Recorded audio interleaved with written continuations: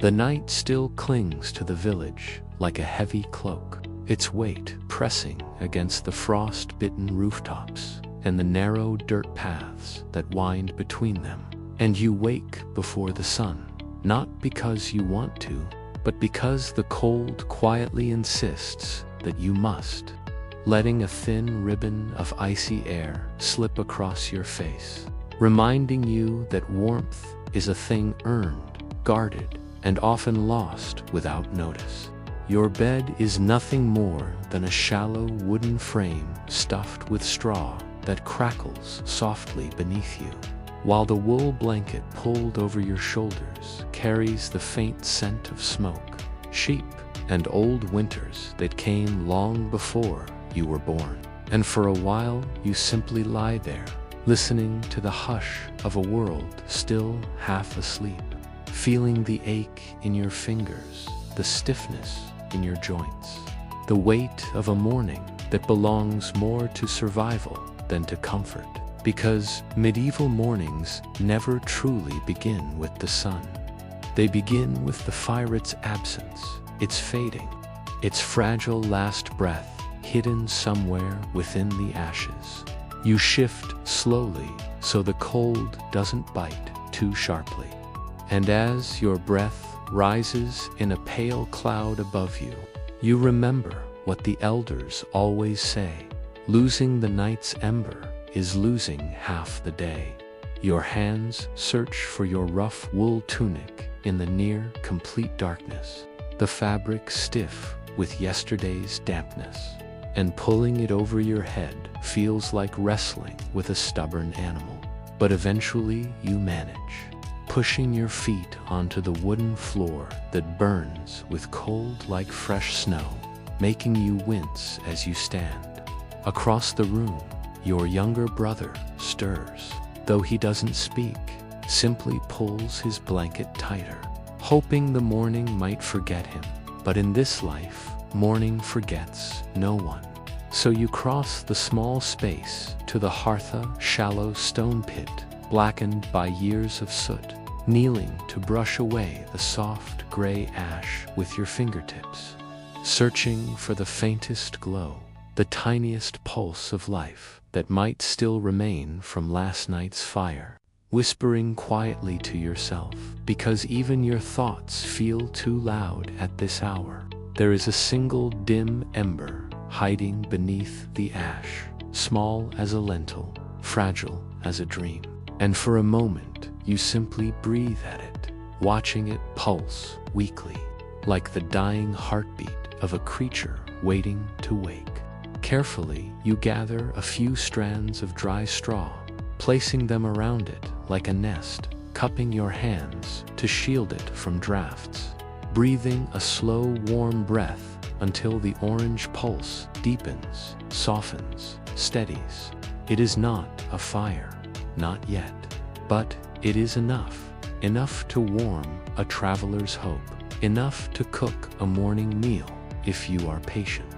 enough to keep the room from sinking into the kind of cold that makes bones feel ancient. And as you coax the ember back toward life, you think of how people outside your world imagine survival is about strength and weapons and daring. Yet in truth, it begins here, in a quiet moment with nothing but ash and breath and the knowledge passed from one winter to the next. The knowledge that a single ember, carefully kept, can save a family, a house, a life, and perhaps the whole village when storms come early and linger long. By the time the ember finally catches the straw and a delicate flame begins to rise, soft and trembling, you feel the room shift around you, not warmer yet, but alive again, as if this tiny spark is enough to remind the world that the day has begun.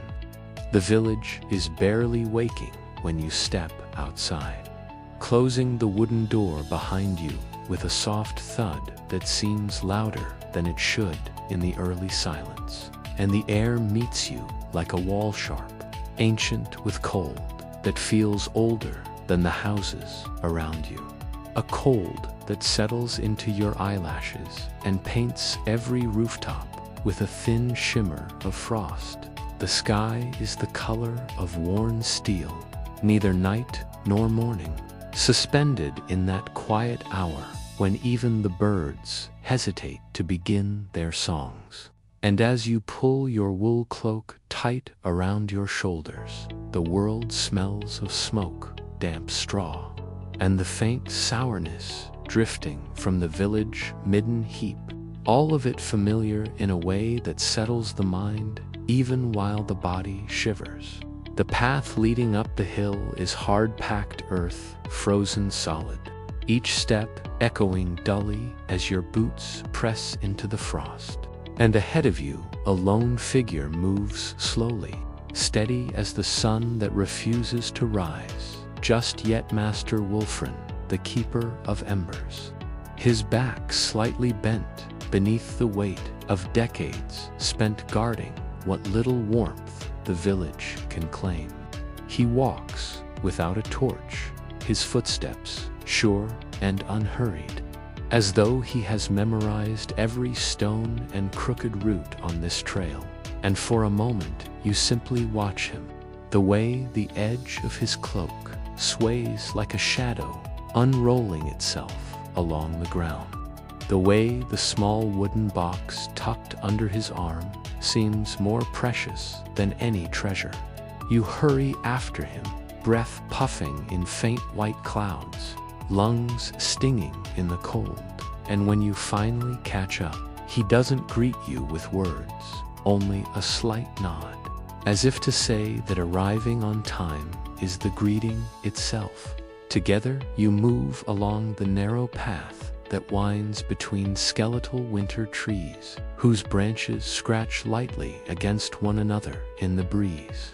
making a sound like old whispers. And though the forest ahead looks dark, there is nothing urgent about Master Wulfrun's stride, nothing rushed or sharp, because in his world, survival is never frantic, it is deliberate, patient, practiced. After a while, he finally speaks, his voice low and rough, shaped by smoke and the weight of long winters, telling you that the path you walk each dawn is older than the village, older than the stones that line the fields, that people have been walking this same trail for generations, carrying fire from one place to another, keeping embers alive when storms would have wiped out whole communities, if not for a careful hand and a steady breath. As he talks, the hill grows steeper, your legs growing warm beneath the cold air, and the first pale line of morning finally brushes the horizon behind you, painting a soft glow across the frost, like the world is remembering how to wake. Master Wulfrun continues, explaining, not lecturing, just speaking in the calm way of someone who knows you're listening, about how fire was once the most guarded possession a household could have, more than tools, more than food, because when the nights stretched long and hungry, a spark meant survival,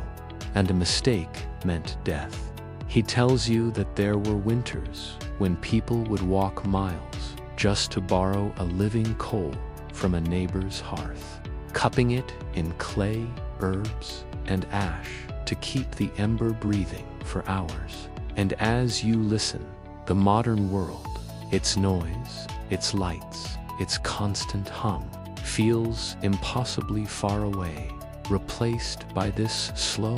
quiet rhythm of boots crunching frost and an old man carrying the memory of 1,000 forgotten winters. By the time you reach the stone hut at the top of the hill, the air around you feels different, not warmer, but older, as though the place itself remembers every ember ever kept alive within its walls. And you realize that today, you're not just walking a path, you're inheriting one.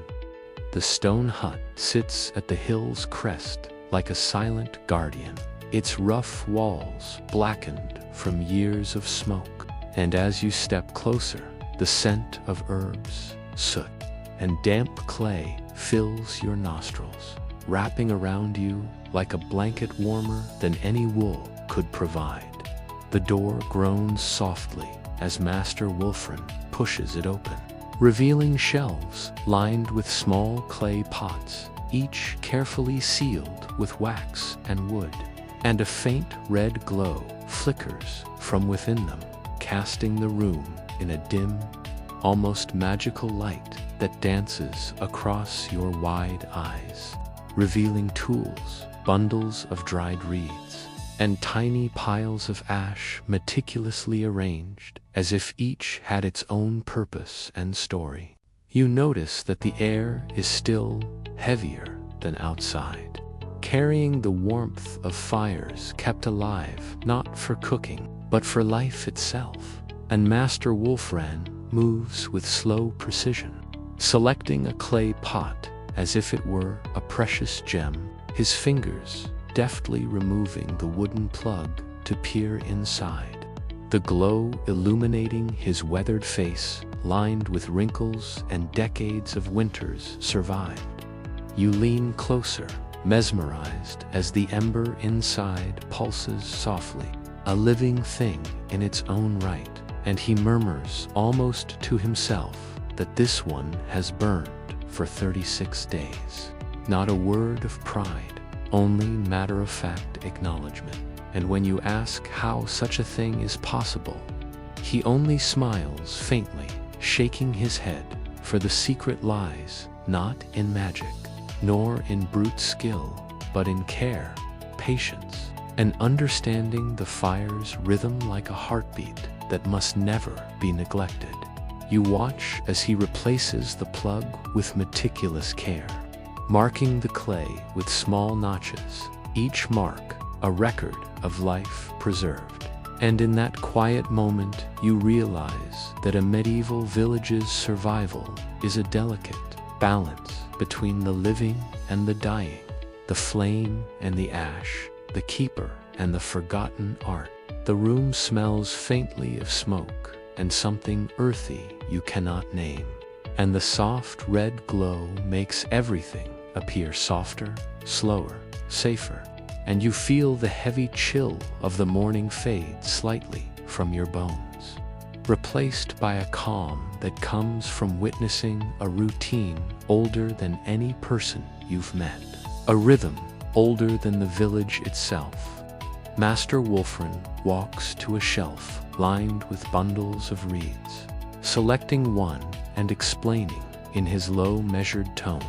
how the fire bundle is more valuable than gold, more crucial than weapons, for travelers, for families, for a world where matches and lighters do not exist. And as he lifts the reed and gestures toward the ember, you realize that the secret of survival is not strength, nor speed, nor daring, but quiet knowledge, patience, and tending, for one careless moment could snuff out what generations have kept alive. The soft glow from the pots flickers across the walls as he continues, speaking in a rhythm as gentle as the embers themselves, telling you that even the smallest spark, if nurtured, can warm a home, cook a meal, and keep a soul alive through the coldest night. And you cannot help but feel that something ancient and vital has settled in your chest, a quiet understanding that the keeper of embers is more than a man, he is a vessel of survival, a bridge between forgotten winters and the world that you now live in. The longer you watch, the more the hut seems alive, breathing along with you, whispering old truths in a language made of smoke, warmth, and careful, measured movements. And for the first time this morning, the world outside seems distant, irrelevant, and you are here in the quiet glow, learning what it means to truly keep the fire alive. You follow Master Wolfram as he moves slowly through the hut, each step deliberate, each gesture measured. And as your eyes wander over the carefully arranged clay pots, bundles of dry herbs, and stacks of reeds, you begin to understand that nothing here is random. Every item has its place, every ember its purpose, every mark on the clay a silent record of time, patience, and survival.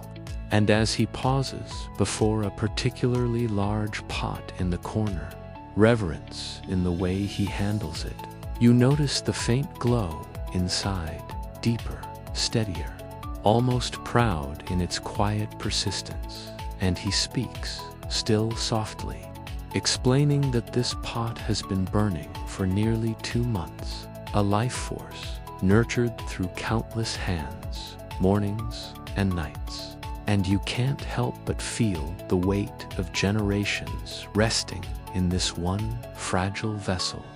The flame, a keeper of stories, of winters survived, of meals cooked and warmth given to those who might not otherwise endure. He gestures toward a hollow reed, thick as your thumb and nearly a foot long, explaining its importance, how it acts as a conduit for the flame, a bridge between the dying ember and the new spark. And as he holds it up, you see that even such a simple object is treated with the utmost care, chosen for its strength, its dryness, its reliability. And in that moment, you realize that medieval survival is not about heroism or chance, but about ritual, observation, and respect for the natural rhythms of fire, for the way it breathes, for the way it falters and revives with attention. You kneel beside him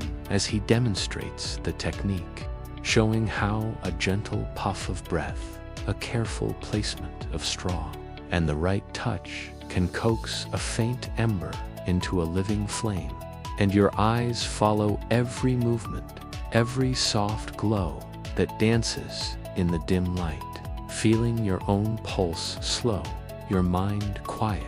and a strange calm settles over you, the sort that comes from understanding something vital, something older than yourself, something that might save a life. He continues, explaining that fire was more than warmth, more than cooking. It was security, comfort, and survival wrapped into a single fragile form, and that losing it meant not only cold and hunger, but wasted labor, lost wood, and the quiet despair of a household left to darkness. You practice carefully, mimicking the soft exhalation, the gentle coaxing of the straw, the way the ember responds to patience rather than force. And even as your fingers ache in the cold air that sneaks through the stone walls, there is a strange satisfaction, a rhythm, a connection to every winter, every villager, every keeper of embers who had lived before you, all of them present in the simple act of tending a small flame. And as you watch it finally rise steadily, warm and alive, you feel a quiet pride, not loud or boastful, only a deep understanding that this small, fragile flame is more than just fire, is life, continuity, memory, and the first true lesson of survival in a world that demands respect for the smallest things.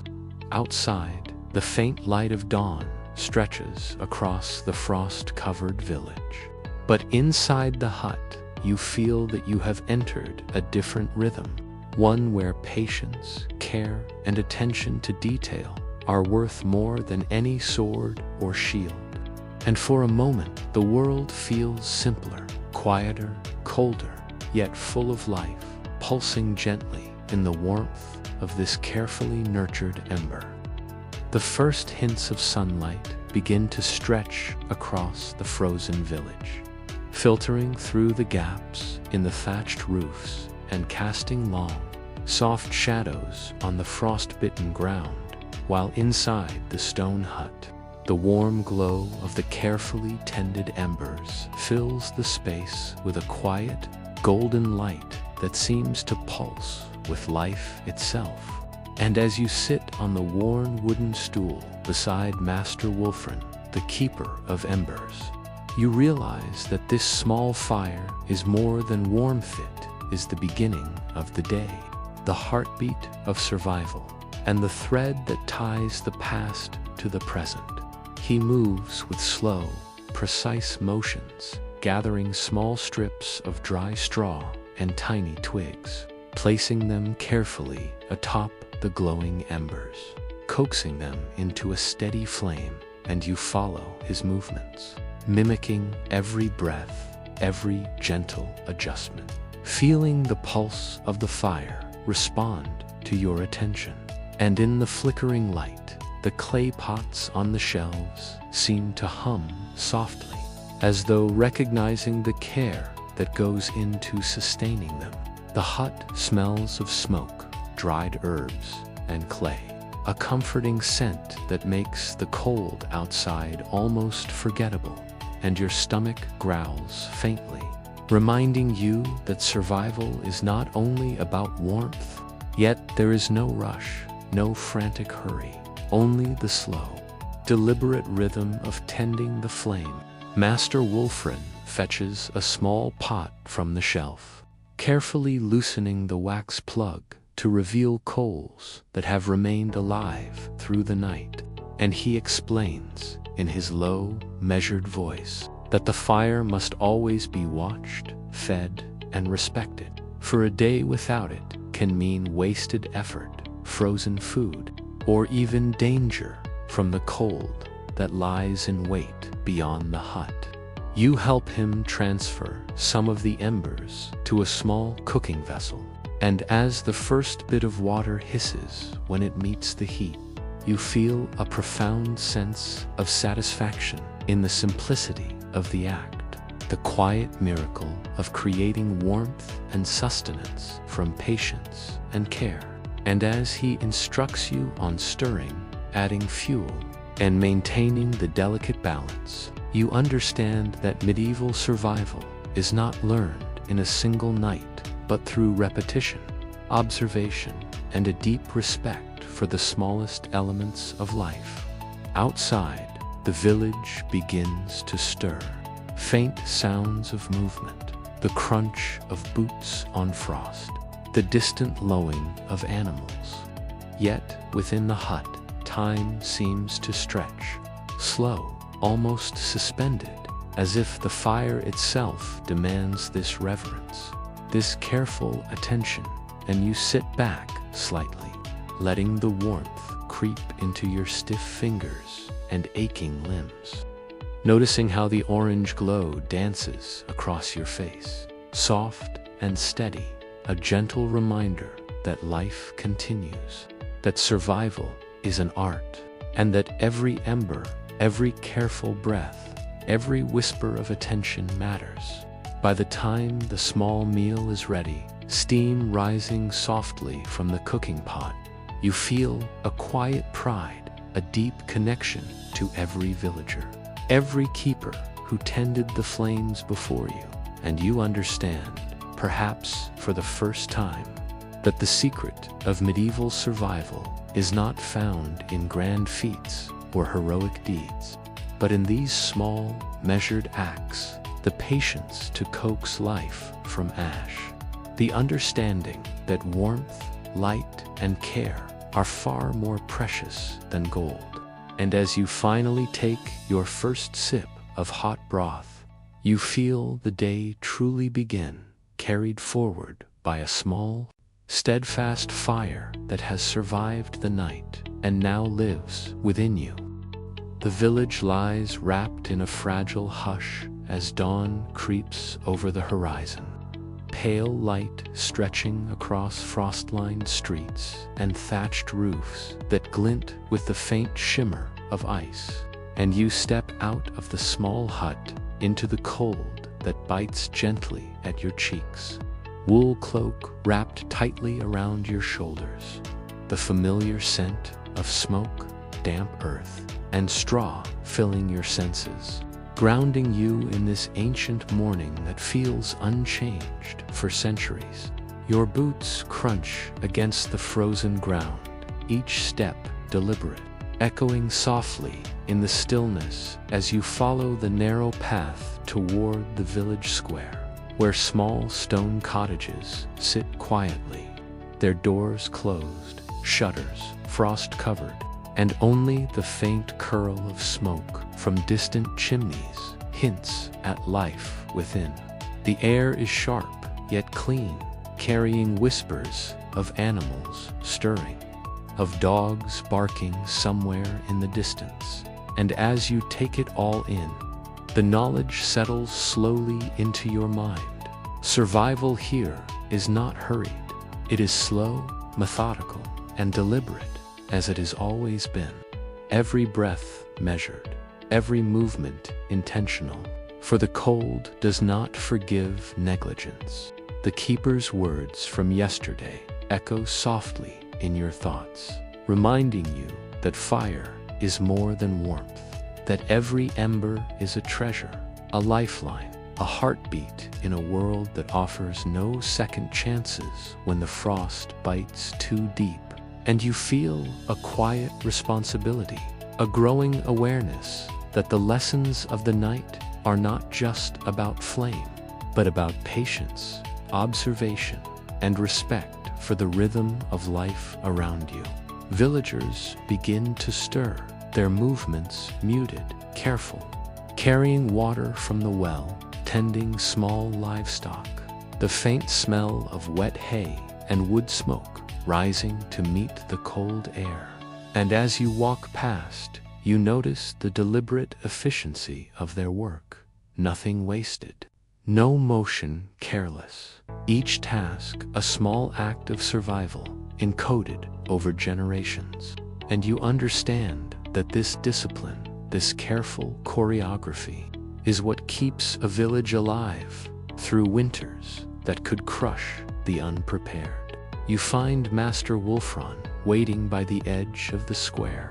his cloak dusted with frost, hands tucked into leather gloves, and he gestures silently for you to follow him toward the forest path where the first lesson of the day awaits. A path worn smooth by decades of repeated steps, yet still treacherous in the ice. And you quicken your pace, careful to mirror his even stride, letting your mind absorb every detail, the way snow clings to the branches above, the crunch of frozen leaves beneath your boots, the pale mist rising from the shallow stream that cuts through the village outskirts, carrying with it the faint temps of minerals and cold water that could sustain life if properly used.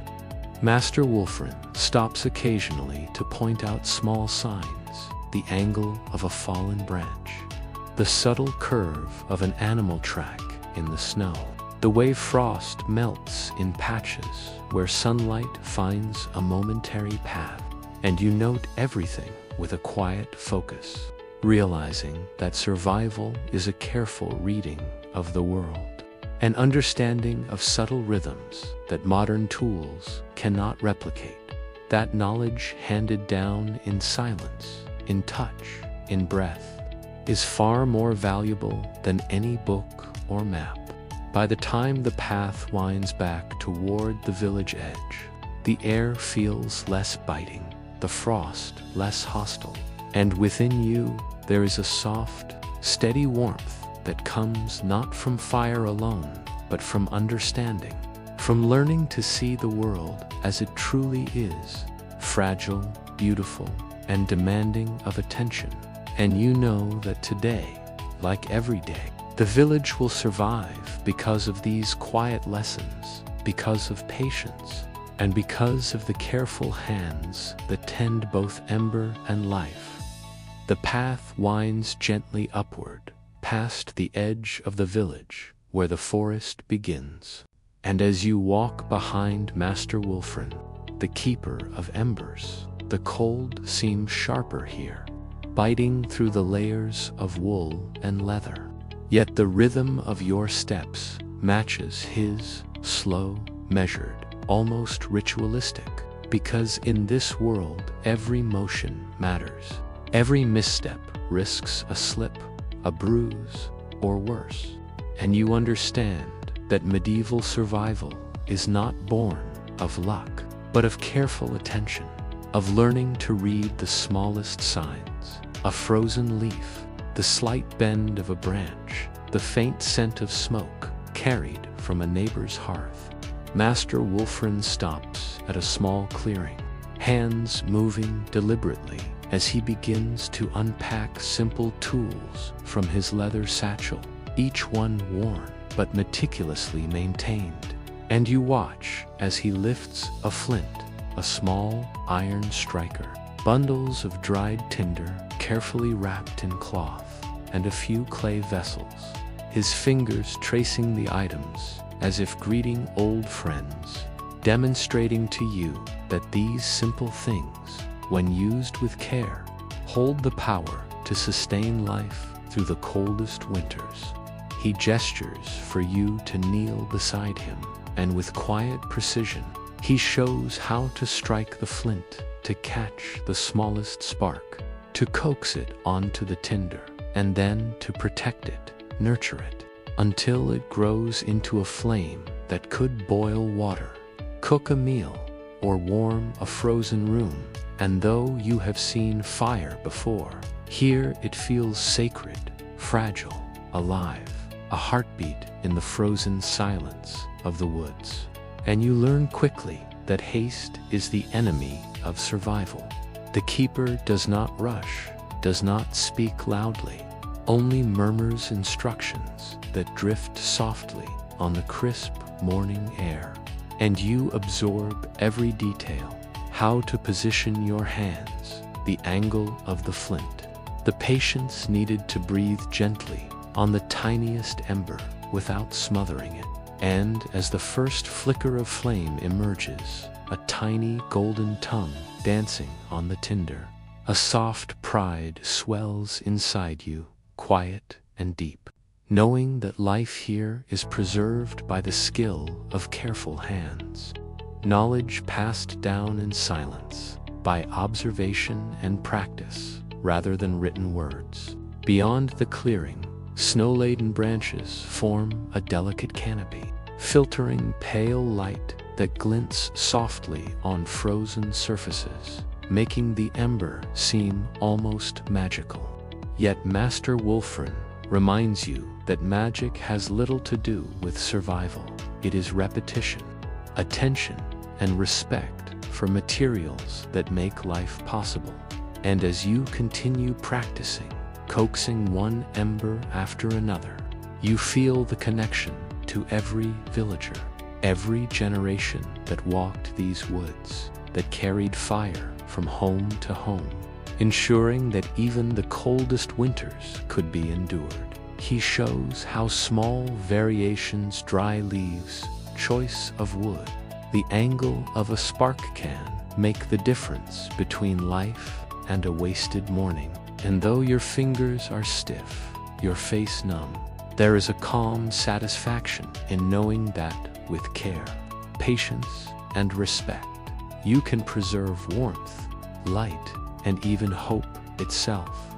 When, at last, the small flame steadies and glows reliably in the clay vessel, the keeper nods, silent approval in his eyes. And you realize that these tools, humble and unassuming, are the backbone of survival, far more valuable than gold or weapons. And that, in this village, life persists not through bravery alone, but through knowledge, ritual,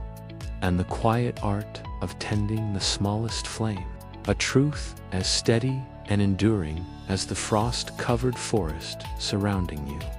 The morning continues to unfold with a slow, deliberate rhythm, the soft crunch of frozen leaves beneath your boots, mixing with the occasional distant bleat of livestock. And as you follow Master Wulfrun through the village outskirts, you begin to notice the meticulous care woven into every detail of survival here. From the way bundles of firewood are stacked neatly against the cottages to the careful storage of dried herbs and grain,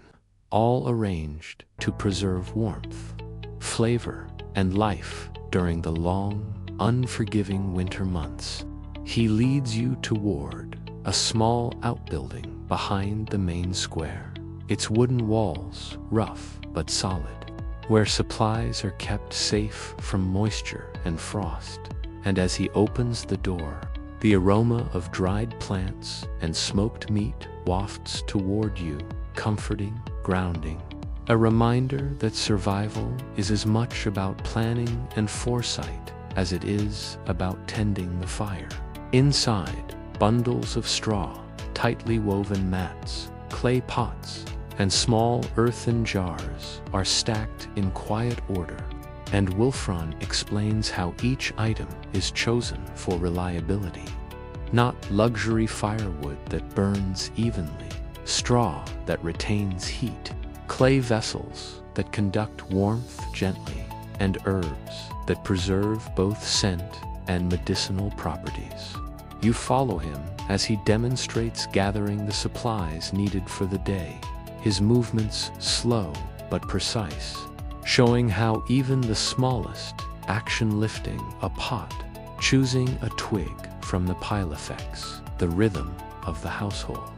And you begin to feel the weight of responsibility that each item carries, understanding that medieval survival demands constant awareness and respect for what is easily overlooked in modern life. As you carry your own bundle of dry wood, the cold wind brushing your cheeks, you notice how Wolfram carefully selects each piece, tapping it lightly to test its dryness, its readiness, teaching silently that the right fire depends on both knowledge and attention, and the lesson is subtle,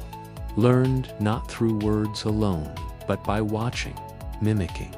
and absorbing the rhythm of decades of experience. Outside, the sun creeps higher, its pale light reflecting off the frost, softening the edges of the world. Yet the forest beyond seems endless and indifferent, a reminder that nature follows its own rules, and that the ember, though small, is your ally, your lifeline, the fragile thread that connects labor to warmth, patience to sustenance, and observation to survival. You stack your gathered materials neatly at the hut's entrance as Wolfram begins the ritual of inspecting and sorting, showing how even minor adjustments, moving one bundle slightly closer, adjusting the angle of a pot can, ensure that the fire will start easily, that the morning meal will be cooked, and that the cold will not claim its victims unnecessarily. By the time the task is complete, you feel a quiet sense of accomplishment, the rhythm of survival settling into your bones as surely as the frost settles on the village rooftops, and you realize that everything here, the wood, the straw, the clay, the careful hands that tend them, carries a story of preparation, patience, and the timeless art of enduring winter. Lessons that, if forgotten, could turn even the smallest frost into danger. And that survival in this place and time is less about courage or strength than about respect for the small, essential acts that keep life going. The pale morning grows slowly brighter, yet the frost clinging to rooftops, straw, and earth seems to hold onto the last of the night, reminding you that winter here is patient, unyielding, and that every motion must be measured, every breath accounted for. As you follow Master Wolfram through the quiet village, toward a small stone courtyard where the villagers begin their early routines, the keeper moves with careful precision, gesturing for you to observe. and you watch as a young girl carries a small bundle of firewood to her family's hearth, as an elderly man stokes a low, struggling flame in a clay pot. And as the villagers go about these simple tasks, the rhythm of survival becomes clear. It is repetition, attention, and respect for the cold that surrounds them. A knowledge honed over countless winters that demands patience rather than haste, and you feel yourself absorbing it with quiet awe. Wolfren kneels beside a faintly glowing ember, guiding your hands as you gently feed it straw, the soft orange light reflecting on your frozen fingers, and you realize that these small acts, nurturing the ember, adjusting the angle of a twig, selecting dry leaves from a bundler, the foundation of life in a world where heat is scarce and nights are long. And even a minor mistake could cost warmth, nourishment, or hours of labor. He pauses occasionally to point out subtle signs, the way frost melts on certain stones, the faint tracks of animals scavenging for food,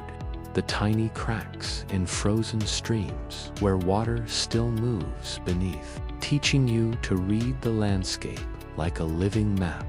where each observation holds meaning and offers guidance. And you notice how his calm, deliberate manner turns every lesson into a quiet meditation, a rhythm of survival that slows your own heartbeat, softening the sharp edge of the cold around you. As you assist in transferring small bundles of straw and wood to the hearth, Wolfren continues to explain that medieval survival depends not only on fire, but also on the careful balance of resources, timing, and understanding the environment. For a day spent rushing, wasting wood, or neglecting the smallest ember could undo all the careful work of previous nights. And the responsibility of keeping this knowledge alive is heavier than any physical task. A weight measured in patience, attention, and respect. The morning air, crisp and clean, fills your lungs as you work, and you begin to notice a rhythm in every movement, the sound of straw rustling, the subtle crackle of waking embers, the muted footsteps of villagers moving with quiet purpose, all converging into a slow, steady pattern that marks the flow of life in winter. A rhythm older than any one person, older than the village itself. By the time the lesson concludes, you feel a sense of quiet accomplishment. The ember you nurtured now steady and strong, and with it comes understanding. Survival is never frantic, never loud, never hurried, but a series of deliberate, patient acts, repeated until they become instinct, and you realize that the smallest care, the gentlest attention, the quietest observation is what allows life to persist in the harshest of winters. A truth that once learned will guide you through every cold dawn, every frozen night, and every silent, frost-bound path that the village holds. As the day slowly tilts toward evening, a pale,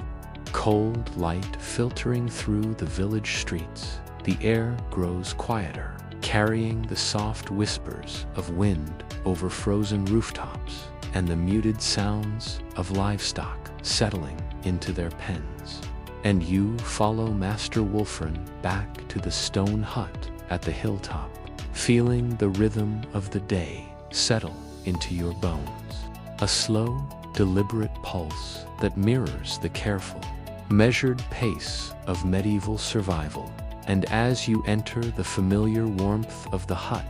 the scent of smoke, dried herbs, and clay wraps around you like a protective blanket, comforting in its simplicity and the quiet proof of life preserved through skill and patience. The small embers you tended in the morning now glow steadily, casting a soft orange light on the walls, and Wolfram gestures for you to kneel beside them once more, showing how even in the evening, the ember demands attention. A reminder that survival is a constant cycle of care, observation, and deliberate action, not only through the day, but from one season to the next. And as you watch the tiny flame respond to gentle breaths, careful placement of straw, and the precise motion of a hand, you begin to understand that this is the foundation of life in this village, where warmth, nourishment, and continuity are born not of magic or wealth, but of patience, respect, and the quiet, repetitive acts that sustain every household. Outside, the frost glimmers under the fading light, and you can hear distant children calling softly as they complete chores, the muted clatter of buckets and tools carrying through the cold air, each sound a reminder that life continues even in the harshest months, and that every ember, every bundle of wood, every carefully chosen piece of straw is part of a delicate balance maintained through generations. Wolfram speaks softly about the importance of reflection, of observing the day's work, noting what succeeded, what faltered, and how even the smallest oversight could have consequences. And you nod silently, absorbing the rhythm, the weight of responsibility, and the satisfaction of steady, deliberate labor. You carefully feed the ember once more, watching it flare gently, and feel a deep sense of connection to the keeper, to the village, to the long line of ancestors who tended fires through winters more brutal than this. And as night deepens outside the stone walls, the hut becomes a cocoon of warmth and quiet, the soft glow of the fire illuminating the straw mattress, the shelves of clay pots, the bundles of herbs, and your own reflection in the calm light, teaching you that survival is not loud, not heroic, not dramatic, but quiet, patient, and continuous, and that through such acts, even the harshest winter can be endured. By the time the evening meal is finished, steam rising gently from a small pot over the fire, you feel the day settle behind you like soft snow, a quiet understanding that warmth and knowledge are woven together in careful acts, repeated endlessly. And as you finally rest beside the ember, watching the flicker of orange glow against the stone walls, you know that this is the rhythm of survival, the heartbeat of a village that has endured through centuries, and that even in the deepest winter, with patience and care, life persists quietly, steadily, and with an enduring grace. The day begins slowly, the pale winter light just brushing over the rooftops of the village, frost clinging stubbornly to the straw, wood, and cobblestones. And you follow Master Wolfram up the hill once more, each step measured, deliberate, as the cold nips at your exposed face and hands, reminding you that comfort is earned, not given. The path narrows, weaving between skeletal trees dusted with frost, their bare branches scratching faintly against each other. And the quiet crunch of your boots on frozen earth is the only sound besides the soft whisper of wind, carrying with it the faint scent of smoke, wood, and the earthy aroma of frozen soil, grounding you in the rhythm of the morning, making the world feel both vast and intimately alive. As Wolfram approaches a low stone building, partially hidden behind a copse of trees, he pauses, glancing back at you with calm eyes that seem to measure not just your steps, but your awareness, your patience, your readiness to absorb the lessons that this hidden workshop holds. And when he opens the heavy wooden door, a wave of warmth and the familiar smell of herbs, clay, and faint smoke greets you, enveloping the small space in a comforting hush that stands in stark contrast to the biting cold outside. Inside, shelves lined with clay pots, bundles of dried reeds, and small tools form a silent mosaic of medieval survival, each item meticulously arranged, each ember preserved as if it were a living entity, and you watch, mesmerized, as Wulfrun moves deliberately from shelf to shelf, selecting pots, checking the glow of tiny embers, prying open wooden plugs to reveal the faint red pulse of life within, marking the clay with notches to track the days of care, and explaining in soft, measured tones that these tiny fires, tended with patience and respect, are the lifeblood of the village, the quiet force that allows every household to endure long, unforgiving winters. As you kneel beside him, observing his hands, you notice the subtle rhythms of survival encoded in his movements, the way he lifts a pot, the angle at which he shields an ember, the gentle puff of breath that coaxes it back to life, and you feel a quiet awe settle over you, realizing that medieval life depended not on grand feats or strength alone, but on this careful, deliberate stewardship of fire, the knowledge that a spark, nurtured and respected, could mean the difference between cold despair and warmth, between hunger and sustenance. Wulfrun shows you the hollow reeds used to transfer embers, explaining how travelers carry them to ensure their flame survives the journey, more valuable than gold, more crucial than weapons. And as you practice handling one yourself, the fire responding slowly, you feel an intimate connection to the generations who have walked this path, who have held these embers in careful hands, teaching each apprentice that survival is a quiet art, that every small act, repeated with care, sustains life. The hidden workshop, the faint orange glow, the smell of clay,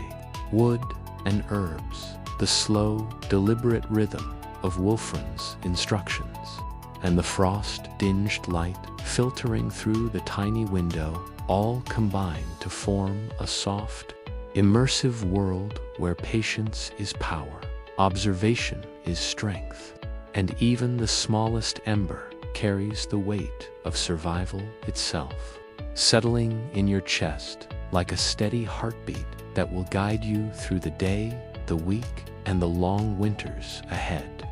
The morning deepens, the frost outside glittering faintly under the pale winter sun, while inside the hidden workshop, a soft orange glow from dozens of carefully tended embers casts long, gentle shadows across the walls, and you kneel beside Master Wulfrun, feeling the warmth creep slowly into your cold fingers as he demonstrates the subtle, almost imperceptible motions needed to coax fire from the tiniest spark. His hands move deliberately, tilting the clay pot just so, shielding the fragile ember with a careful curl of fingers, puffing gently, almost reverently, and you watch every movement, trying to internalize the rhythm, the patience, the quiet attention that separates a living flame from a dying one,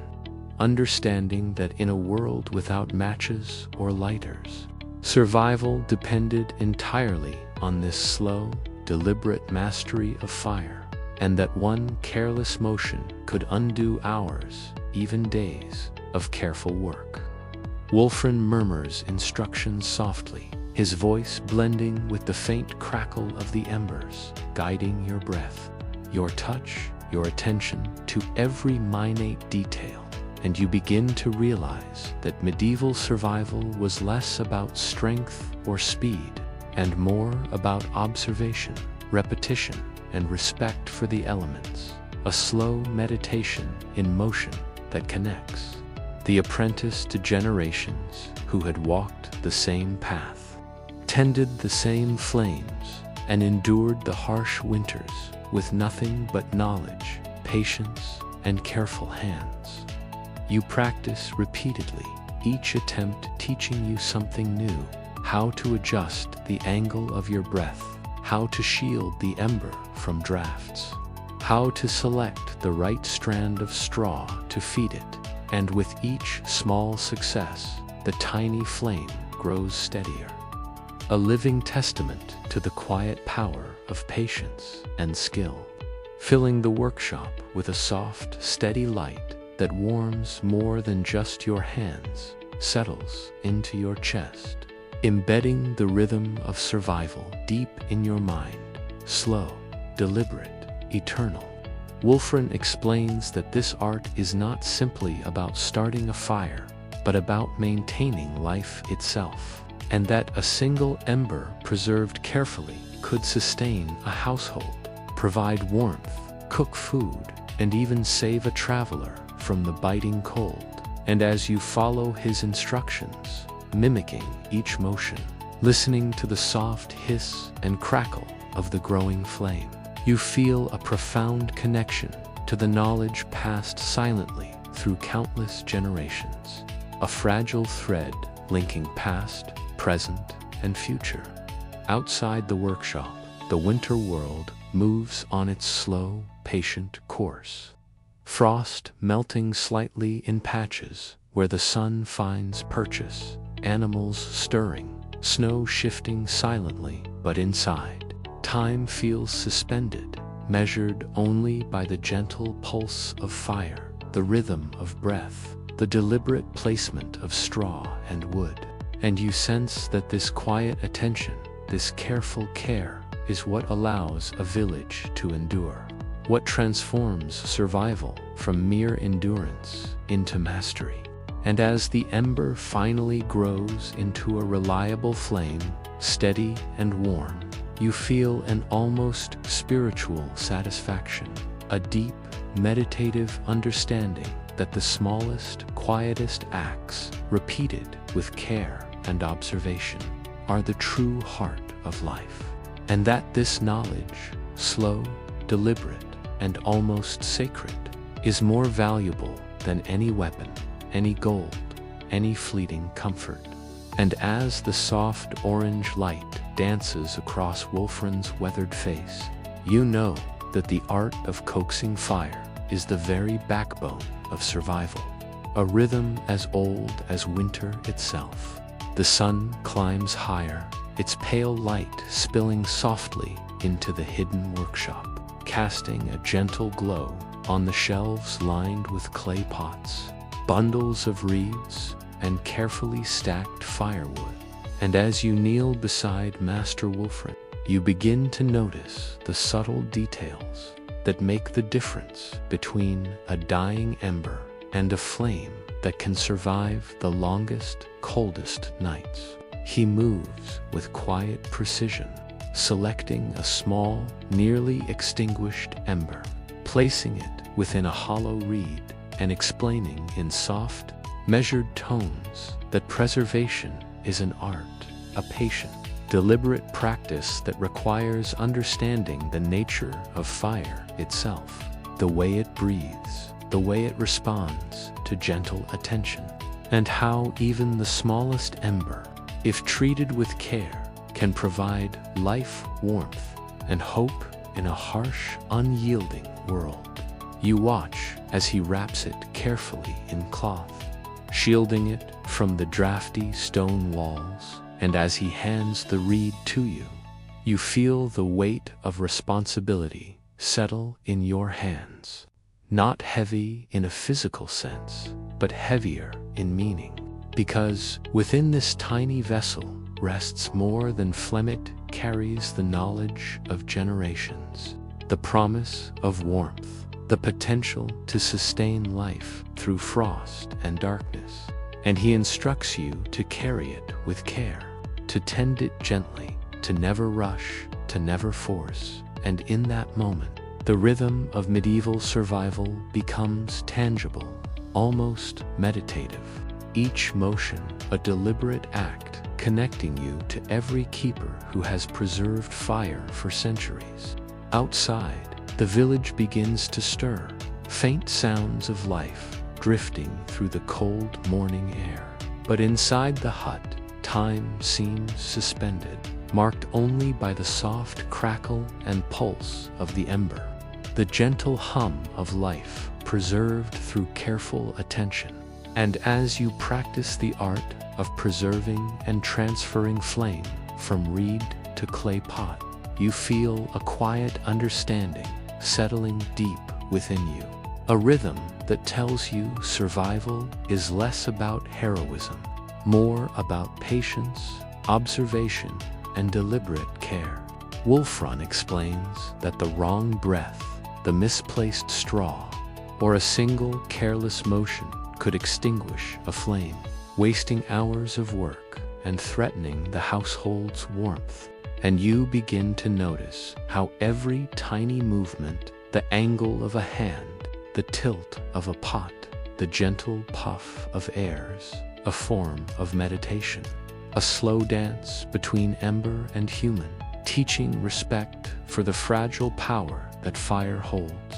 and how mastery of it is essential for survival. As you transfer the ember back into a small clay vessel, watching the glow steady and grow under careful attention, you feel a sense of quiet pride, a connection to the rhythm of life in this frozen world, and to the generations of villagers who have depended on such delicate, deliberate practices to endure the long winters. Wolfrun's calm, measured presence, the faint orange glow, the smell of smoke, herbs, and clay, and the soft light from the small window create an immersive cocoon, a private world where patience, observation, and care are rewarded with life itself. And by the time you finish your practice, the ember burns steadily, a small yet profound testament to the quiet, enduring art of preserving life. And you realize that survival in this village is not granted. It is earned, nurtured, and carried forward, one careful motion, one gentle breath, one patient flame at a time. The day stretches onward, the pale winter light filtering through the small window of the stone workshop, casting long, soft shadows across shelves stacked with clay pots, bundles of reeds, and meticulously prepared firewood. And as you sit beside Master Wolfrun, the keeper of embers, you begin to understand more clearly that fire here is far more than a tool. It is life itself, the fragile heartbeat of the village, a small, living force that must be nurtured and protected with patience, respect, and deliberate attention. Wolfrun moves slowly, selecting a small glowing pot, lifting it with careful reverence, and as he opens the wooden plug, the faint pulse of the ember illuminates his lined face, his eyes calm yet sharp, reminding you that knowledge, patience, and care are as essential as the flame itself, for without them, survival falters. He instructs you in the gentle art of feeding the flame, showing how to adjust straw, breathe softly, and balance heat without smothering the ember. And each motion, repeated countless times over decades, becomes a rhythm, a meditation, a deliberate dance between life and its preservation. And you feel yourself sinking with it, your own movements slowing, becoming intentional, each breath measured, each touch mindful, as though the workshop itself guides your hands. Outside, Frost glints on the thatched roofs and the frozen earth, silent witnesses to a world that is both harsh and beautiful. And you realize that fire is not merely a source of warmth or a way to cook food, is the keeper of memory, comfort, and continuity, the thread that connects generations of villagers who have endured long, cruel winters. And Wulfrun's calm instructions emphasize that this fragile, flickering force, if neglected, can undo the labor of days, leaving a household cold, hungry, and vulnerable, and that tending it is an act of responsibility, skill, and respect for life itself. You practice transferring small embers from reed to clay pot, the faint glow reflecting softly on your gloves, the straw mattress, and the shelves, and with each careful motion, a sense of quiet accomplishment builds, a deep understanding of the delicate balance between care and neglect, warmth and frost, life and hardship. Wulfrun explains that every flame carries knowledge, history, and survival, and that medieval villagers relied on this quiet mastery to endure months of cold, darkness, and isolation. And you begin to feel a connection not only to him, but to every apprentice, every ember keeper, every villager who has walked these paths before you. For survival was never about heroics, only about patience, observation, and careful attention to the smallest things. The soft orange glow fills the room, shadows dancing gently across the stone walls and straw, blending with the pale light outside, creating a world that is both fragile and enduring, calm yet alive. And as you finally sit back and watch the small flames pulse steadily, you understand that fire is more than warmth, more than sustenance, it a quiet, enduring lesson in patience, respect, and the art of surviving even the harshest winters. As the pale winter light fades slowly into the muted hues of evening, the stone workshop grows warmer with the gentle glow of the clay pot embers you have tended all day.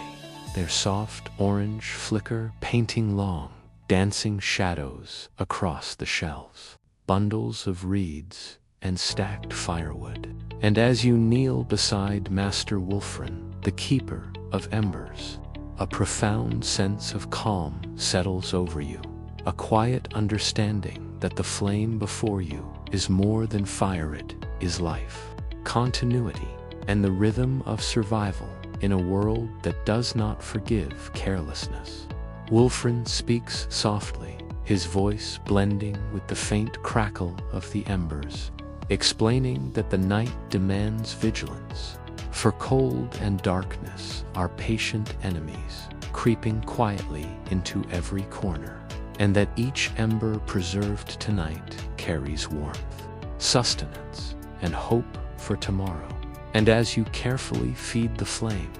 adjusting straw and coaxing the glow with gentle breaths, you feel the weight of responsibility, the realization that survival is earned, not given, that each careful motion can mean the difference between comfort and hardship, warmth and exposure, and life and despair. Outside, the frozen village is silent, roofs and paths glinting faintly under the pale light of the emerging stars, the cold, sharp, yet serene. And you sense the contrast between the quiet persistence of the ember and the harsh indifference of winter, a delicate balance that demands respect, patience, and mindfulness. Lessons Wulfrun has imparted without hurry, with quiet precision, so that every apprentice who has kneeled here before you has absorbed the rhythm of survival as a living, breathing art. The night deepens, shadows stretching long across the stone floor, and you realize that tending fire is not simply a practical skill, but a meditation, a slow, deliberate practice that teaches observation,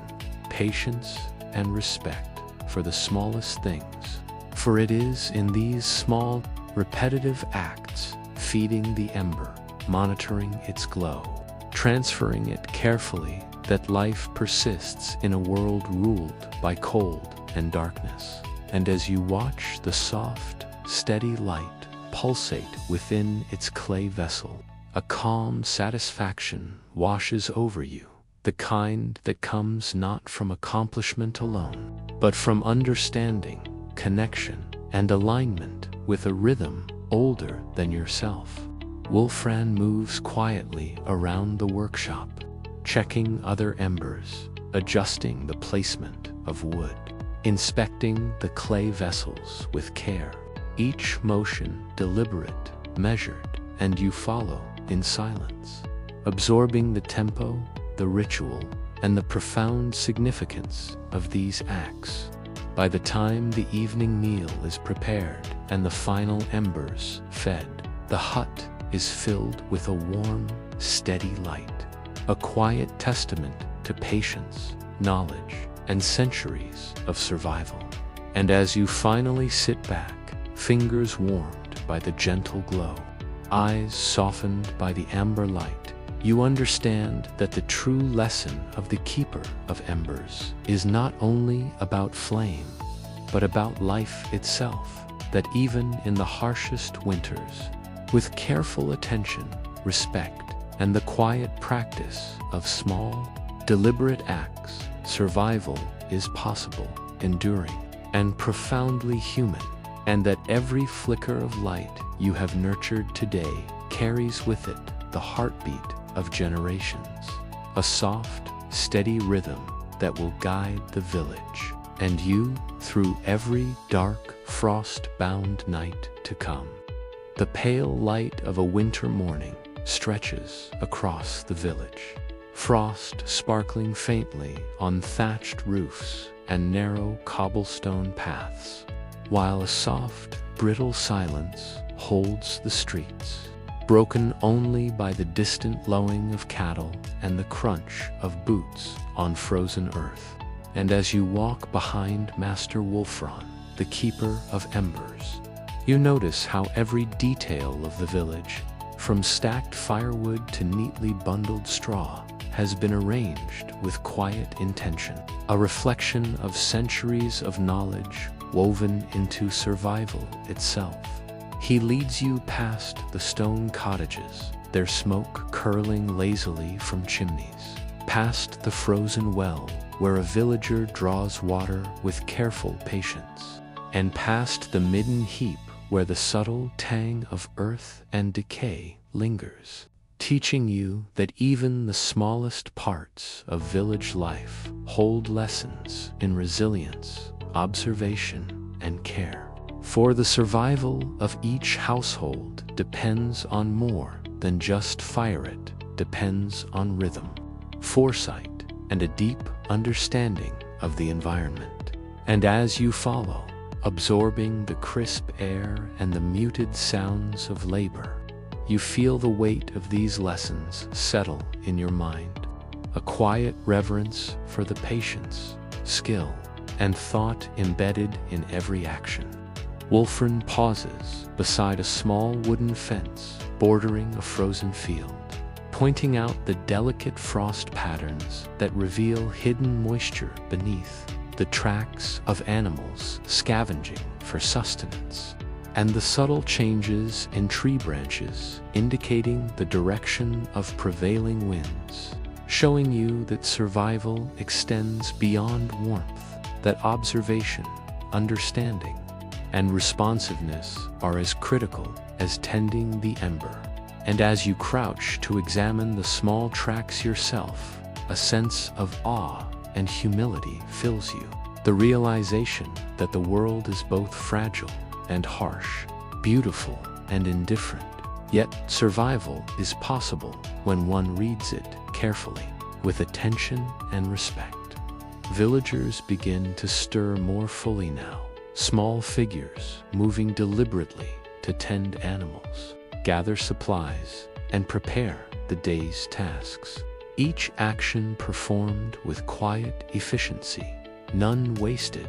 each motion an echo of centuries of accumulated knowledge. And you sense that this rhythm, slow, deliberate, and patient, is the invisible thread that binds the village together, that links each family, each apprentice, and each keeper to the heartbeat of survival itself. Wulfrun demonstrates how to inspect food stores, selecting dried herbs and grains for cooking, noting subtle signs of moisture or spoilage, and how the careful rotation of supplies can mean the difference between feast and famine in the harsh months ahead. And as you help him carry small bundles to the workshop,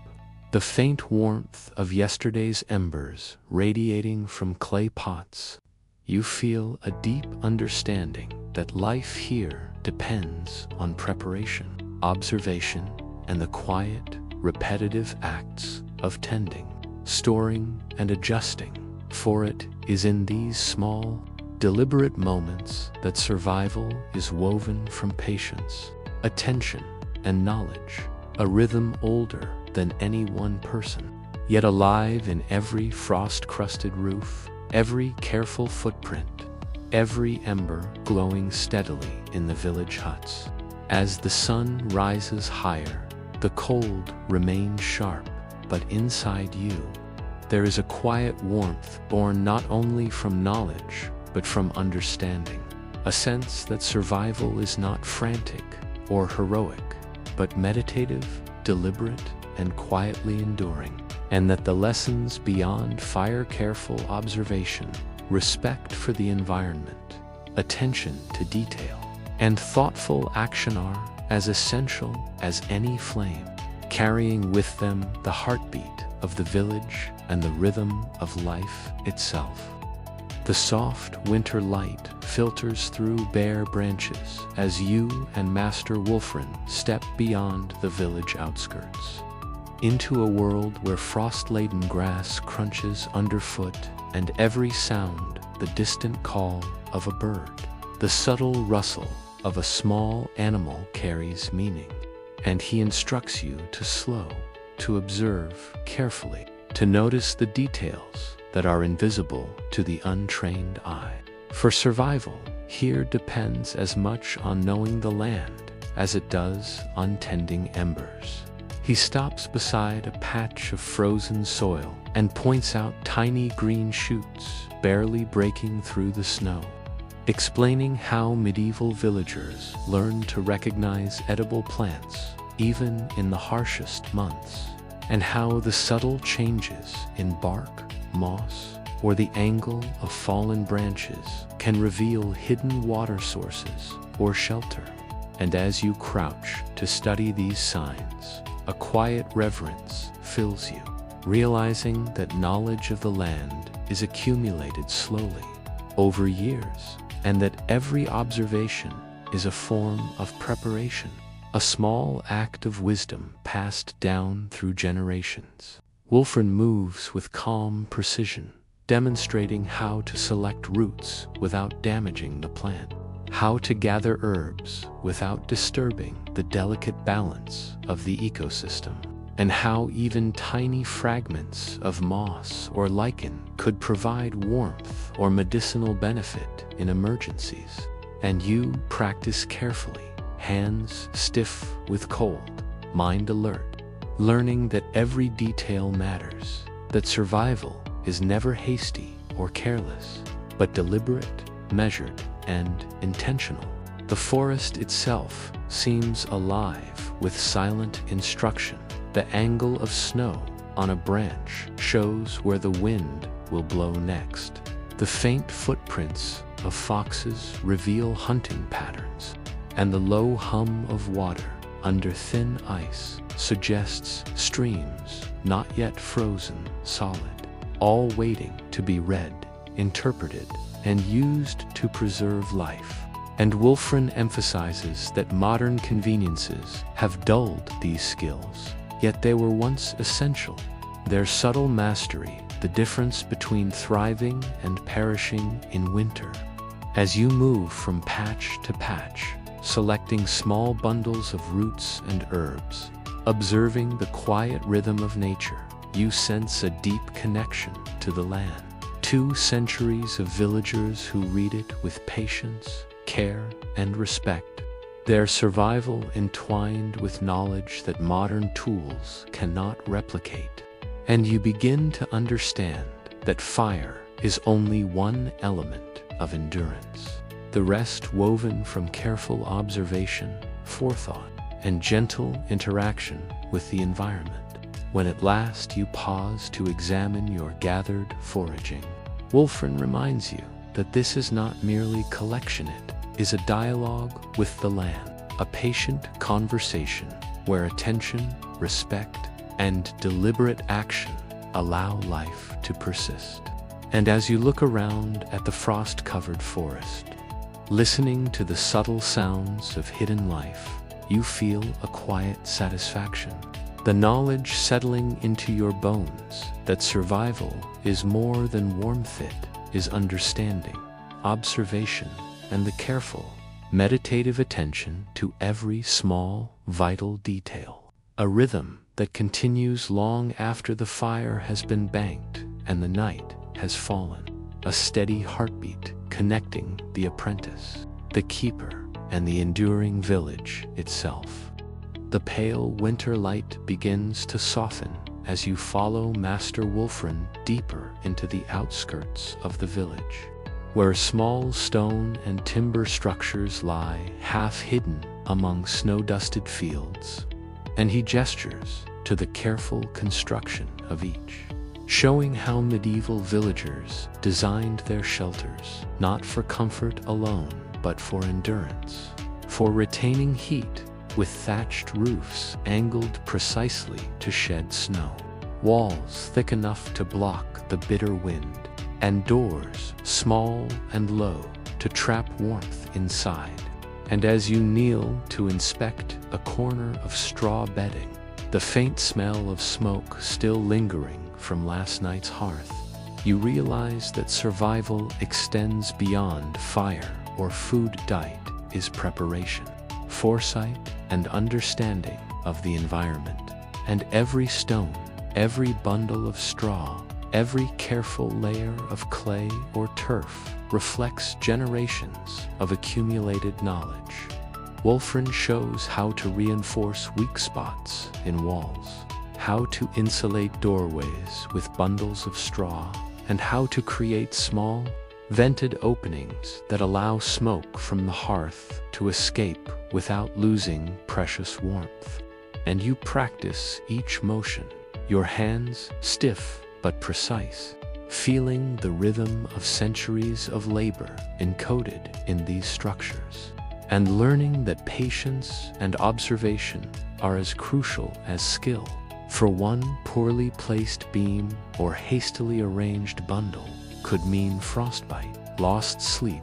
or wasted energy in the harsh winter months. Beyond the technical aspects, Wulfrun teaches subtle lessons in anticipation, showing how to store supplies near the fire, how to position clay vessels to maximize heat, and how to rotate wood and straw to ensure nothing goes to waste. And as you move around the small building, adjusting and observing, you notice the careful choreography of medieval life, each motion calculated, each item placed with intention, every action designed to protect warmth, preserve energy, and maintain rhythm. Outside, frost glistens on rooftops and paths, the faint tracks of villagers and animals weaving silent stories in the snow. And you sense how intimately survival is tied to understanding these small signals, these subtle hints in the environment. Meditative practice where attention and care create security and neglect can be fatal. As you complete the tasks, checking each bundle, reinforcing each corner, Wulfrun emphasizes that preparation is not a one-time act, but a continuous rhythm, a repeated, deliberate cycle that ensures the village endures through winter's cruelty. And you begin to feel the weight and meaning of every motion, every observation, every careful choice, realizing that life here is preserved not by strength alone, but by patience, foresight, and respect for the small, essential acts that form the foundation of survival. By the time the sun tilts toward the horizon, you feel a quiet satisfaction, the rhythm of preparation, observation, and careful work settling into your bones, a steady heartbeat connecting you to the village, the keeper, and the generations who came before. A profound understanding that shelter, like fire, is more than comforted, is life, and survival is the deliberate, patient practice of tending every detail with care. The pale light of late morning filters through the frosted trees as you and Master Wolfram approach the village, well, the thin crust of ice on its surface reflecting faintly in the cold sunlight, and he gestures for you to kneel beside him, demonstrating how medieval villagers carefully collected, preserved, and rationed water to survive the harsh months, showing that life depended not only on warmth, but also on vigilance, attention, and foresight. He explains the subtle techniques of keeping water from freezing too quickly, using small coverings, slow rotation, and careful layering to ensure the household always had liquid for cooking, cleaning, and warming. And as you mimic his movements, hands cold against frozen wood, you feel the rhythm of survival sinking in, the deliberate, slow cadence of each motion reinforcing patience and focus. Beyond water, Wolfram guides you to inspect stored food, dried roots, salted meat, grains, and herbs, showing how medieval villagers preserved each item, how they checked for moisture, mold, and spoilage, how rotation and careful layering could prolong life through months of scarcity. And you realize that survival is not just tending fire, but managing every resource, every tiny bundle, every hidden pot or jar, with respect and attention. He teaches subtle skills like reading the faint signs of frost or damp in grain, selecting only the most durable roots, and storing herbs near heat sources without risking burn or spoilage. Lessons that require observation, repetition, and patience, a rhythm that ties the household together. And as you handle each carefully preserved bundle, your understanding grows. The quiet satisfaction of competence mingling with reverence for centuries of accumulated knowledge. Wolfram shows how even small animals and foraged foods were used wisely, emphasizing that nothing is wasted in winter, that every resource, no matter how humble, has a role in sustaining life, and that knowledge of the land, weather, and seasons is as vital as tending the ember or building a solid shelter. And as you practice cutting, layering, and arranging supplies, you feel the quiet discipline of medieval life imprint itself on your mind, a gentle yet insistent lesson in foresight, patience, and balance. Outside, frost glints on rooftops and paths. Distant birds call softly, and the occasional footprints of animals remind you that survival requires constant attention to the rhythms of life, the cycles of cold and warmth, scarcity and abundance, observation and action, and that mastering these rhythms, balancing fire, shelter, water, and food, is the heartbeat of the village. By the time your tasks are complete, the the sun tilts toward the horizon, casting pale, soft light through the village, and you feel the full weight and beauty of this knowledge, that survival is a delicate, patient practice, a rhythm of care, observation, and deliberate action, and that life here in this frozen village endures not by luck, but by centuries of accumulated skill, quiet foresight, and the gentle, careful tending of every flame, every pot, and every bundle that sustains warmth, nourishment, and hope through the harshest winter months. As the pale winter sun dips toward the horizon, casting soft, muted light over frost-laden rooftops and cobblestone streets, you return with Master Wolfron to the stone workshop, carrying small bundles of firewood, carefully preserved food, and gathered herbs. And as the door closes behind you, the familiar warm glow of clay pot embers greets you, soft orange light filling the room and painting long, gentle shadows across the walls, shelves, and straw bedding, and you feel a deep sense of calm settle over you,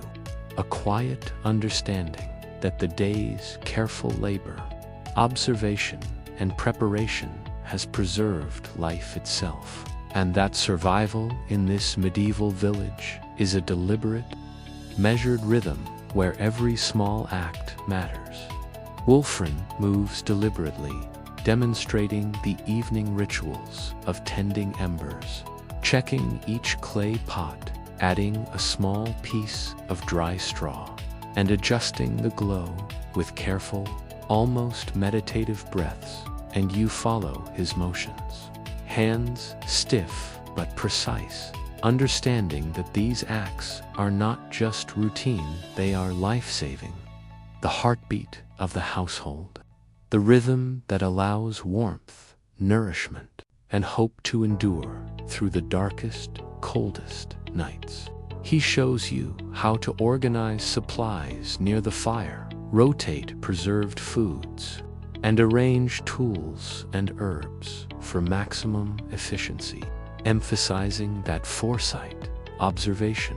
and attention to detail are as crucial as tending the ember itself, and that neglecting any small element can ripple outward, creating hardship, wasted energy, or worse, exposure to cold and scarcity. Outside, the village grows quiet, footsteps fading, animals settling, frost glinting softly under the dim light, and you feel the weight of centuries of knowledge pressing gently upon you.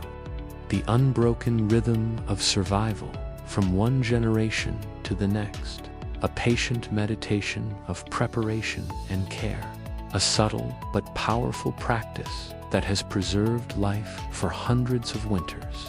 You kneel beside a small clay pot, adjusting straw and coaxing the glow with gentle breaths, feeling the ember respond, and realize that fire, food, water, shelter, and observation are all threads in a delicate tapestry,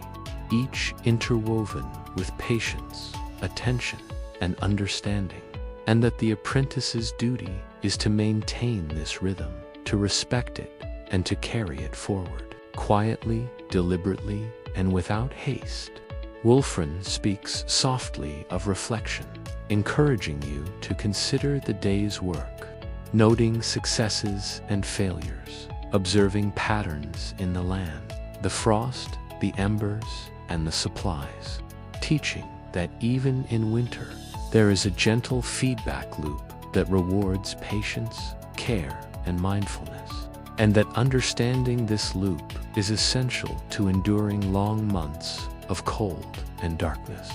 By the time the day concludes, the soft glow of the embers illuminates the workshop with a warm, steady light, and you sit back on the straw, hands warmed, eyes softened by the orange glow,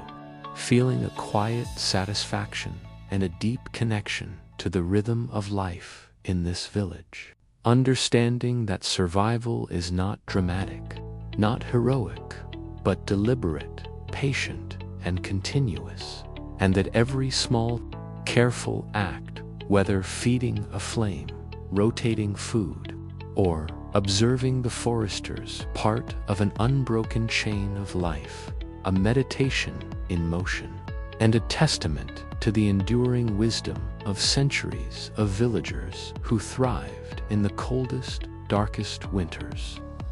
The first light of winter dawn stretches across the frost-covered village, soft and pale, casting long shadows across the frozen rooftops. And you rise from your straw bedding, the chill in the air sharp against your skin, remembering the lessons of fire, shelter, and sustenance from the previous days.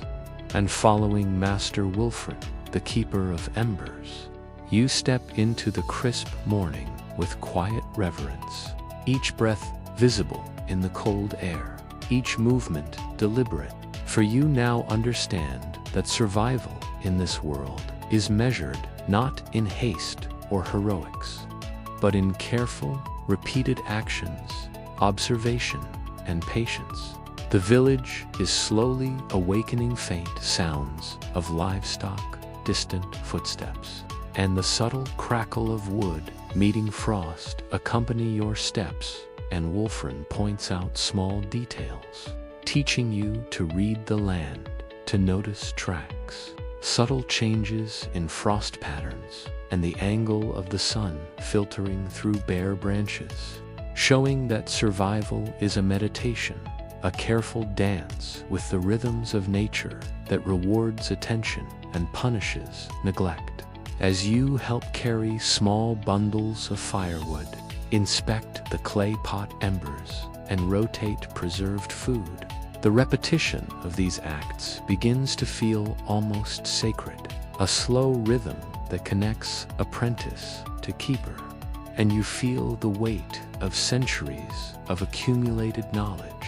each small action carrying the legacy of villagers who endured bitter winters long before you, teaching you that mastery is not simply about skill, but about consistency, awareness, and respect. Wolfrin instructs you in preparing the hearth for the day, tending embers with precise breaths, feeding them just enough, and adjusting straw and wood with gentle care. And as you mimic his motions, the flame responds, steady and warm, a tangible heartbeat of survival that fills the workshop with soft orange light, blending with the pale daylight coming through the small window. And you understand that fire is more than warmth, it is life, continuity, and the rhythm that sustains the village through darkness and frost. Outside,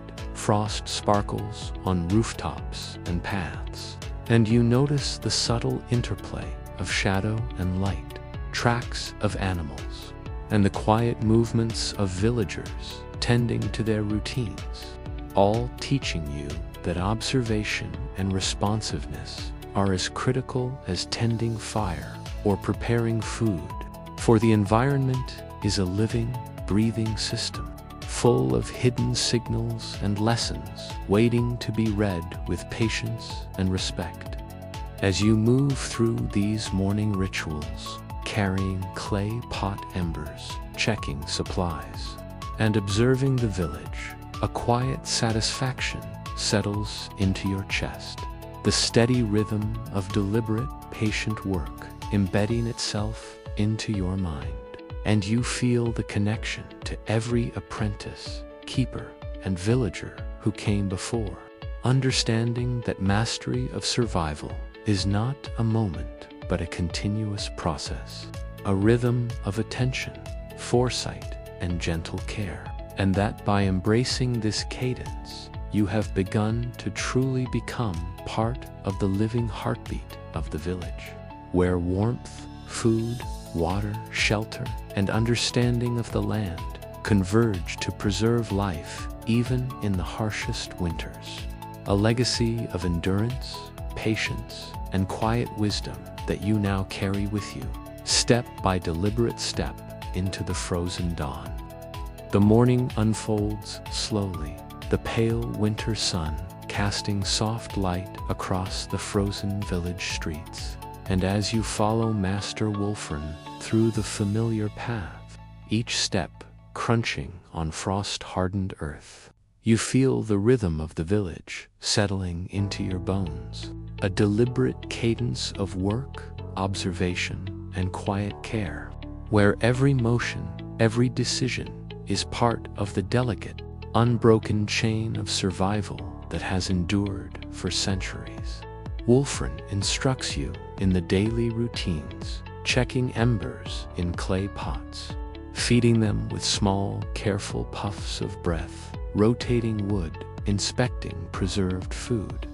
and observing the subtle signs of frost and animal tracks in the field sand. You realize that these acts, repeated meticulously each day, form the backbone of life here, the heartbeat that sustains warmth, nourishment, and hope through the harshest winter months, and that even the smallest oversight, a forgotten bundle of straw or spoiled food can, ripple outward, threatening the entire household. You kneel beside the glowing clay pots, adjusting straw and coaxing embers with soft, deliberate breaths, and feel the weight of responsibility settle into your hands, understanding that survival is both a physical and mental discipline, requiring observation, foresight, and patience, and that mastery comes not from haste or brute force, but from a quiet, meditative attention to every detail, every movement, and every choice. Outside, the frost glimmers faintly in the pale sunlight. The village stirs with measured activity, and you notice subtle rhythms, the way smoke rises from chimneys, the angle of shadows across frozen rooftops, the small, deliberate movements of villagers tending livestock or gathering water, all teaching you that life here is a balance between understanding, preparation, and action, a slow, meditative flow where attention to detail ensures survival,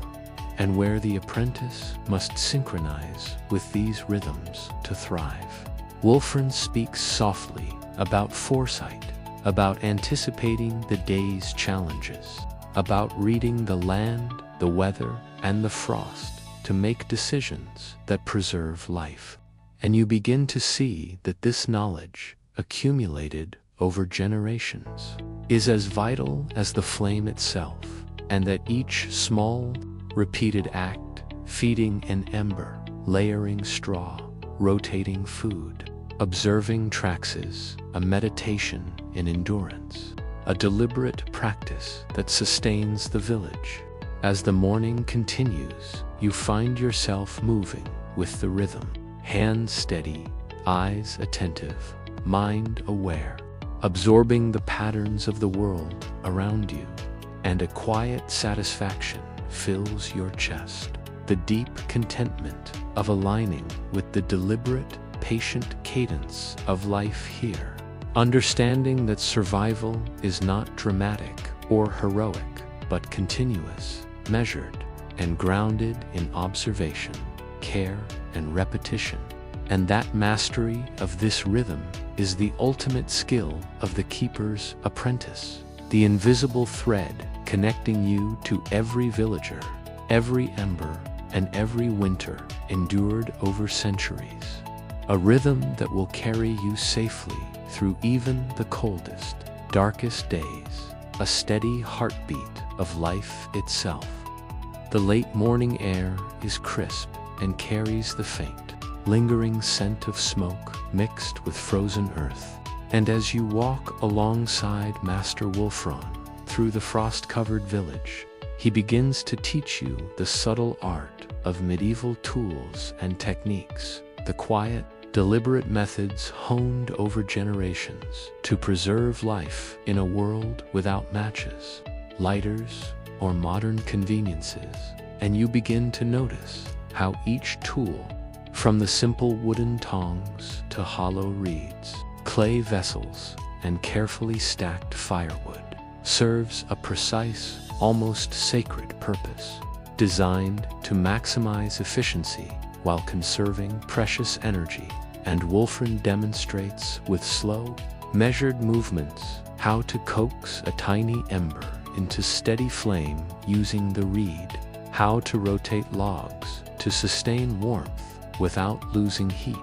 and how to manipulate clay vessels to protect delicate embers from cold drafts. Every motion meditative, teaching patience as much as technique. He instructs you in the preparation of straw for insulation, showing how to weave and layer it to trap warmth while avoiding moisture that could destroy a hearth. And as you mimic his movements, you feel the rhythm of survival embedding itself in your mind, body, and hands, each small act deliberate, exacting, and essential. A quiet choreography linking apprentice to keeper, and past generations of villagers whose lives depended on these skills. Wolfram moves on to food and water, teaching how to layer grains to prevent spoilage, inspect herbs and roots for subtle signs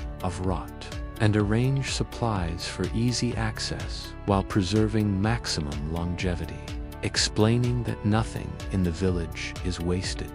that every item, no matter how humble, is part of a delicate, interconnected system where neglect can have serious consequences. And as you follow his precise instructions, a sense of awe and responsibility fills you. The awareness that mastery comes not from speed or force, but from careful observation, repetition, and respect for the natural rhythms of the environment. Outside, frost glints on rooftops, footprints trace subtle paths across the village,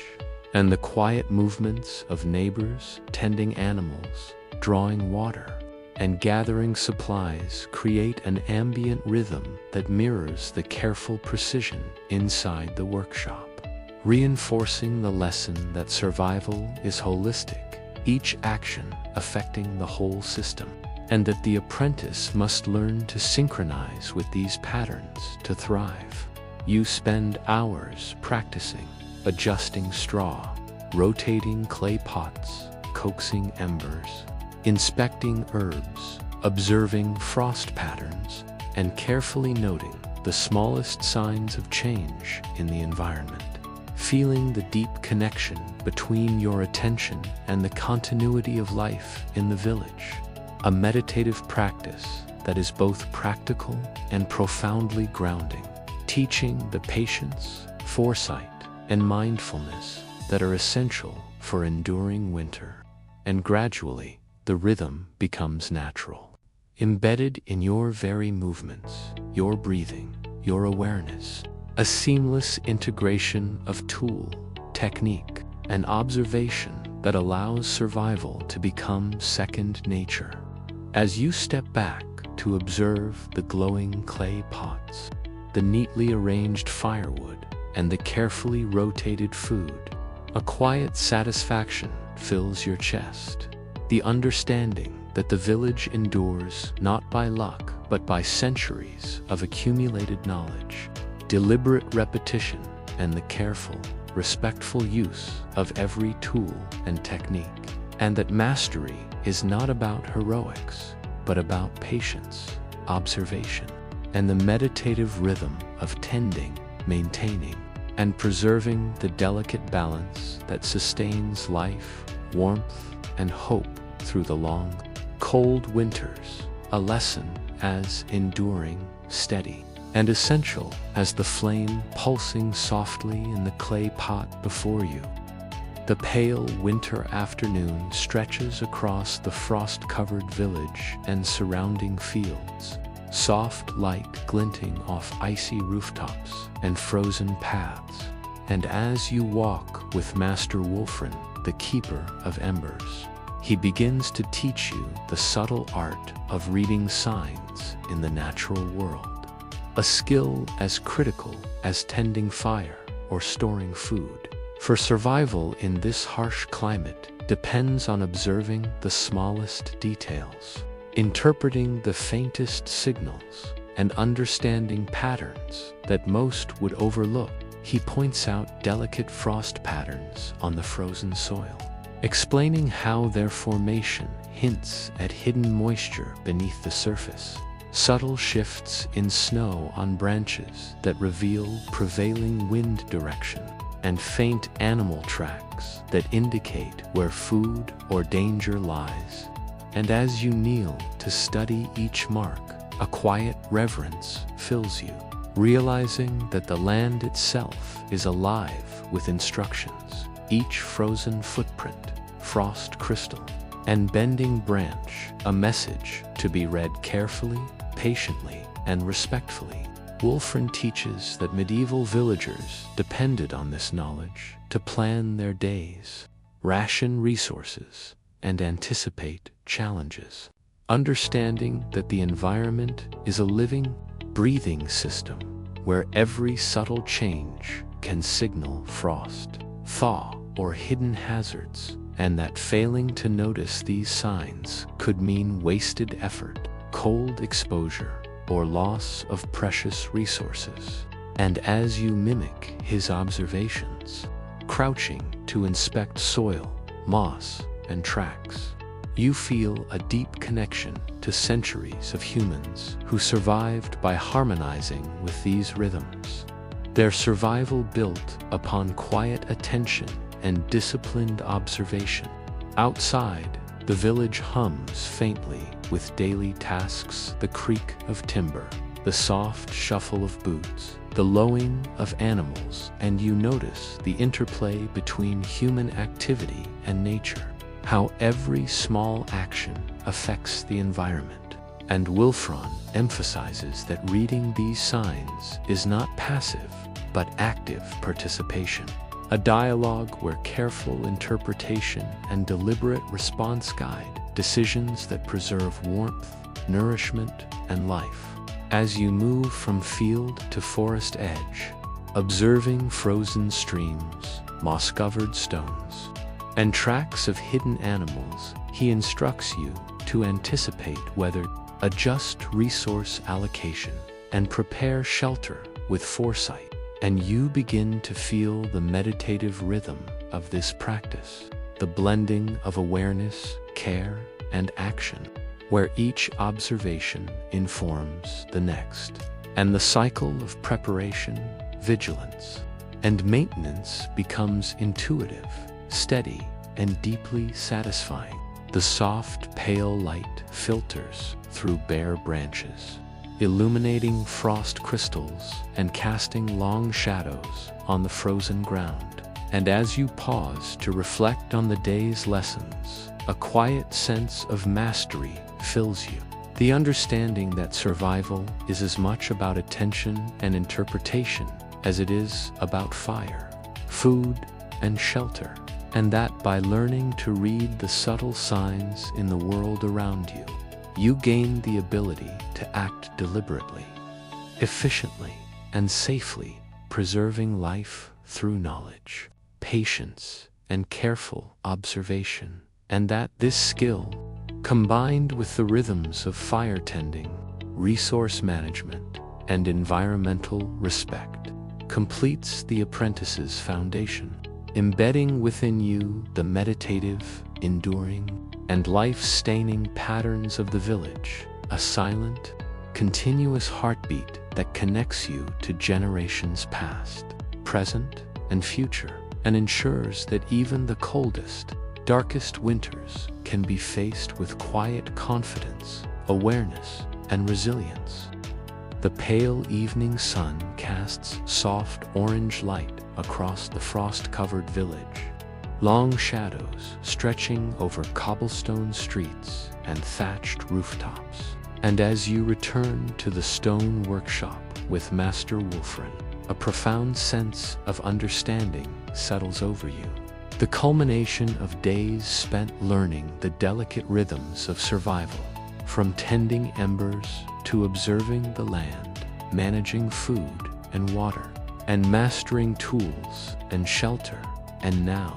as the keeper guides you through the final evening rituals, you feel the full weight of responsibility and the quiet satisfaction of competence. The realization that mastery is not a moment of triumph, but the accumulation of patient, deliberate practice over time. Wolfram demonstrates the evening tending of clay pot embers, the careful layering of straw, and the rotation of preserved food with precision. Each action performed as a meditation, a slow, deliberate rhythm designed to sustain life. And as you mimic his movements, you notice your own confidence growing, your hands steady, your mind alert and aware, the ember responding readily to your careful coaxing, the warmth radiating into your fingers, a tangible heartbeat of survival that fills the workshop and your spirit alike. Outside, frost glimmers faintly under the dimming sky, the village silent but for distant animal calls and the soft rustle of wind. And you feel the interconnectedness of every element, the straw, the food, the water, and the subtle signs of the environment, all forming an intricate system that has allowed generations to endure the harshest winters. And you understand that your role as apprentice is now to carry forward this knowledge with care, patience, and vigilance, ensuring that the rhythm continues unbroken. Wolfram speaks quietly about reflection and foresight, encouraging you to consider each day's work, note successes and mistakes, and learn from the subtle cues in the land, the frost, and the ember. And as you absorb his words, you recognize that mastery is a living, breathing process, a meditative dialogue between human and environment, where every small, deliberate act contributes to continuity, warmth, and sustenance, and that even in darkness and cold, survival depends on steady attention, patience, and respect. You move around the workshop, checking embers, rotating food, adjusting straw, and inspecting herbs, each motion precise, deliberate, and mindful, feeling a quiet satisfaction in your growing competence,